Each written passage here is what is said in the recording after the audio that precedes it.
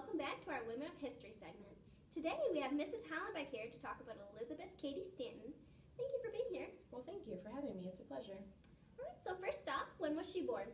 Well, she was born November 12th in 1815 to Daniel Cady and Margaret Livingston Cady, and it was actually known that her father did not want to have a daughter. He wanted a son. Oh, wow. Where was she born? She was born in Johnstown, New York. Okay, so what was her occupation? She was a women's rights activist. She was also known as an abolitionist, and she was one of the leading figures for the women's rights movement. Oh, wow. So who did she work alongside with for most of her career? Well, most of her career it was Susan B. Anthony.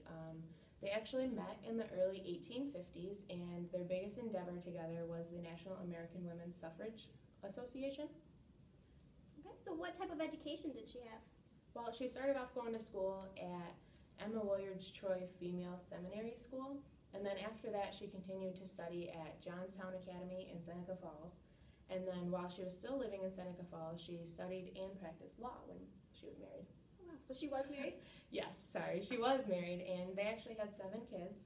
She married Henry Stanton, and when they got married, she omitted the word obey from their vows because she didn't feel that it fit her lifestyle.